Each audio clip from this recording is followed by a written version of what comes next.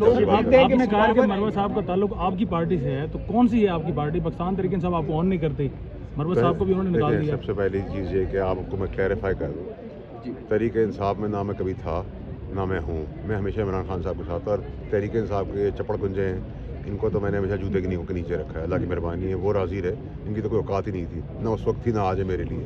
तो पीटीआई का तो कोई जिक्र ही ना मुझसे करें। जहाँ तक आपने बात की मरवत पार्टी के अंदर है, तो किसी का बात नहीं। नवाज शरीफ और जरदारी के मुकाबले में खान साहब को पसंद करते हैं? नवाज शरीफ और जरदारी के मुकाबले में आप भी इमरान खान को पसंद करते हैं? देखिए जी, मेरे वो पुराने साहबका लीडर रह चुके हैं, वो भूल गए जो उन्होंने मुझे सियासत सिखाई थी। मैं तो उनकी सीखी हुई सियासत पे चल रहा हूँ।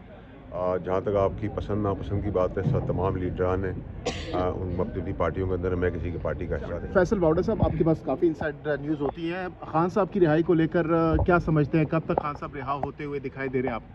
देखिए जी, मुझे तो खान साहब कहीं से रिहा होते हुए अभी नज़र नहीं आ रहे। 6, 8, 10 महीने तो मुझे कुछ 2025 में रिहा नहीं होंगे आपके ख्याल में? मैं तो 6, 8, 10 महीने का तो मैं आपको बता सकता हूँ। जब 8 महीने हो जाएंगे तो फिर अगले 6 महीने का बता दूँगा। 8 महीने तक नहीं हो रहे? मुझे तो ऐसा कुछ नज़र नहीं आ रहा। और दूसरा ये कि दूसरा ये कि बैन अवी तौर पर भी जो उस पर हवा निकल गई है, आपने देखा था, मैंने आपको वक्त से पहले कहा था।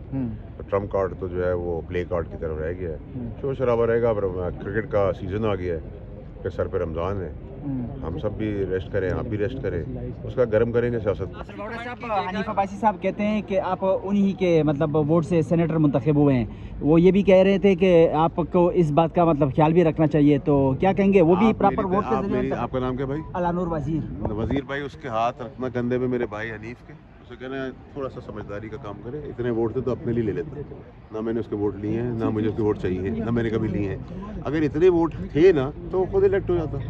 बाकियों का बांट रहा है। तो कहते हैं हमेशा सियासत के लिए पहले चीज़ें सीखें, समझें, पढ़ें और फिर आगे बात करें। मेरा भाई है, मेरा दोस्त है, मैंने बुरा भी माना, क्योंकि अगर आदमी गाफिल है, उसको पता ही नहीं है कि क्या हो रहा है, तो उसको मेरे लिए मशवरा है कि उसके पास अगर उसकी पार्टी का इतने वोट होते तो वो उसको दे देते। ना मैंने उसकी पार्टी से वोट लिए, ना मुझे चाहिए, ना मैं उसकी चाय की प्याली का रवादार हूँ, ना उसकी पार्टी की। सियासत करता हूँ, जो काम ठीक करेगा उसको ठोक बजा के सपोर्ट करूँगा, जो काम ठीक नहीं करे तो ठोक बजा के घुस भी जाऊँ। जहाँ तक मरवत है, एक तगड़ा आदमी है, और जो तगड़ा आदमी होता है वो पीटीआई में से पीटीआई में वो लोग रहेंगे जो मुनाफिक हैं, बेईमान हैं, चोर हैं, घटिया हैं, डरपोक हैं, अंदर कॉम्प्रोमाइज़्ड हैं, पीर और पीरनियों की बिद्दत उनके अंदर हैं, उनकी बैत लेके बैठे हुए हैं, ड्रामा कर रहे हैं, आवाम के आगे एक्सपोज हो चुके हैं। और अब तो अलीमा खान साहिबा ने भी पब्लिकली बता दिया है उनके व्हाट्सएप चैट के तहत किस किस ने क्या क्या पैसे बनाए हुए हैं। जहाँ तक मरवत की बात है तो वो क्राउड पुलर है, वर्कर्स के साथ है, इसलिए लोगों को तकलीफ है उसकी।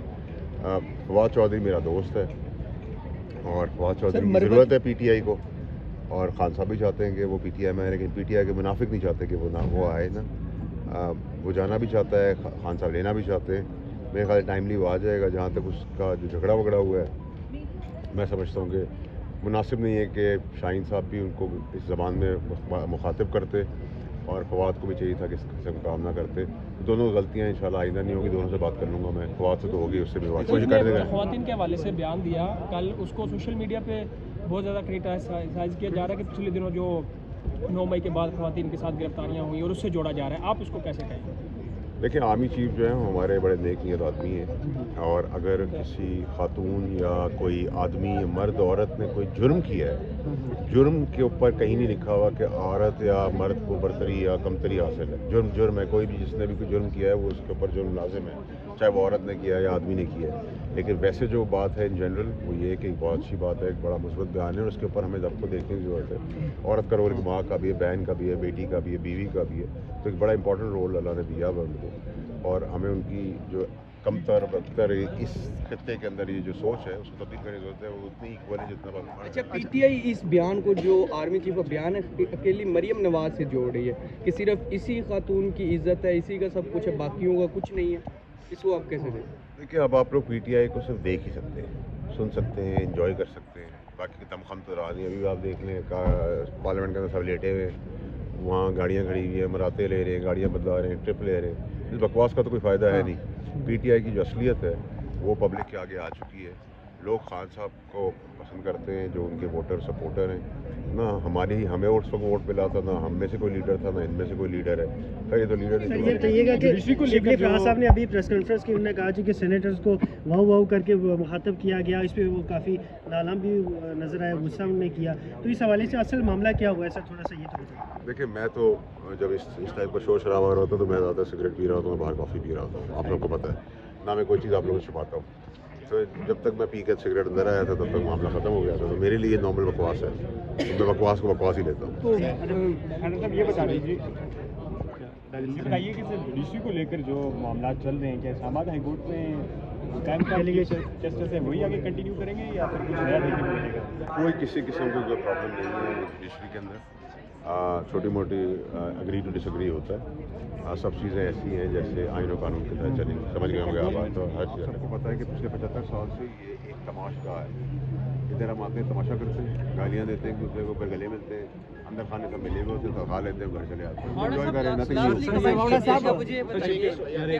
چیمپئنز ٹرافی بھی ہو رہی ہے, سیاسی تو چلتی رہتی ہے. چیمپئنز ٹرافی کے حوالے سے کیا ایڈوائز کریں گے کمیٹی؟ ایڈوائز تو میں نہیں کر سکتا, میں تو صرف ایکسپیکٹ ہی کر سکتا ہوں, ریکویسٹ ہی کر سکتا ہوں, دعا کر سکتا ہوں کہ جس طرح کی اننگز ابھی ہم نے دیکھی ویسے اگر 2-4-6 میچ ایسے ہو گئے اور فائٹ کرتے ہوئے اگر آپ ہارے بھی تو وہ ہار نہیں, وہ جیتی ہے.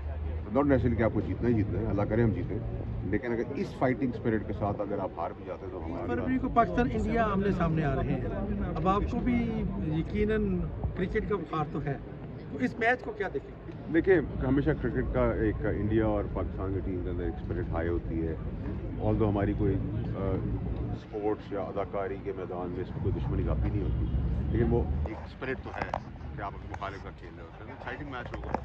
میں سمجھتا ہوں کہ دونوں ٹیمیں زبردست پلے کریں گی اور میں ایکسپیکٹ کرتا ہوں کہ پاکستان جو ہے ویسا ہی کھیلے جیسے 2-4 دن سے. صرف یہ چلتے چلتے مجھے ایک دو چیزیں بتائیے گا. خیر پور میں جو رانی پور کے پیر کے گھر میں تشدد ہوا ہے بچی کے اوپر, اور اس کے بعد وہ قتل کا مقدمہ ڈالنے کے لیے پریشر ڈالا جا رہا ہے حکومت کی طرف سے, تو حکومت کیسے تحفظ فراہم کرے گی؟